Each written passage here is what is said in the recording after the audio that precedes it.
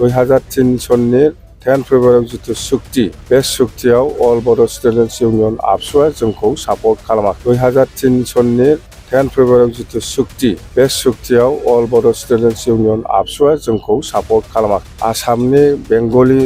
छात्र हन्ता आसु बा गरखा बा माइनरिटि मुस्लिम हिसाबै बा राजबंसि हिसाबै गासिबो दल संगठनफ्रा जोंखौ लेटार अफ सापर्ट होदों सापर्ट खालामदों सोरबा माबा बुंब्ला आं बेहाय रिप्लाइ होनांगौ होननाय गैया सोरबा माबा बुंब्ला आं बेहाय रिप्लाइ होनांगौ होननाय गैया दे आरामसे बे दिनैनि खोथा नङा आं बहुतबार मिथिङाव बुंबाय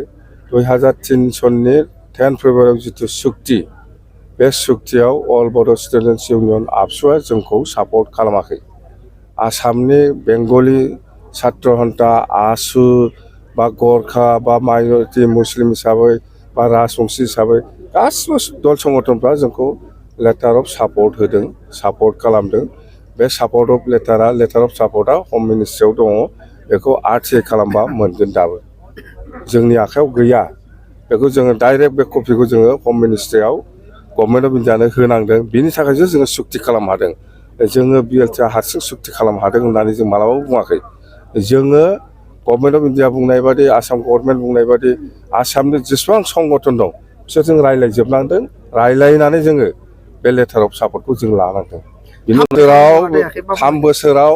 बेसेबां खामानि मावदों मावाखै प्रमद बर'आ बेखौ आं बुंलायनाङा मालाय पाब्लिकफ्रानो बुंगासिनो दं नुगासिनो दं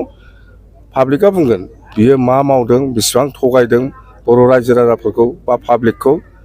बेखौ दिनै रायजोआ देख देख नुगासिनो दङ बिनि फिननायखौबो प्रमद बर'आ मोनफिनगासिनो दं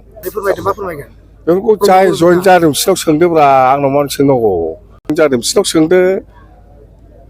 बियो आलदा मेटार बेहाय आं जेबो कमेन्ट होआ मथथे मोनायाव होखारनाया थिग जायाखै बेल' आंना खोथाया होखारोब्ला मोनायाव होखारनाया थिग जायाखै इउपिपिएल बिजेपि आरो जिएसपि बिसोर ज'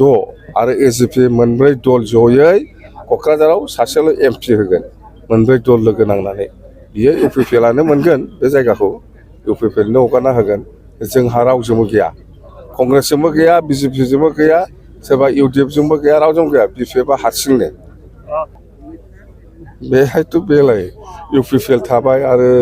हिराचरनिया थाबायना नोंथांमोननि बेसेबां रोखा होनना फोरमायगोन 100% जोंना 100% देरहाखाबाय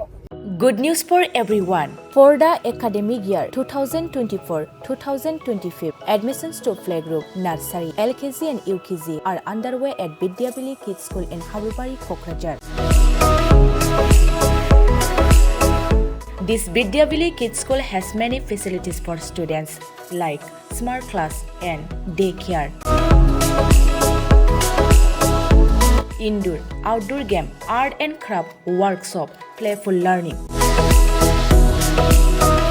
environment and dance room, modern teaching aids, audio visual room, good teachers, student one-on-one training on one language and speech development, experienced teachers, green knowledge. Why are you waiting for the admission? Call 6900 304050 for more details.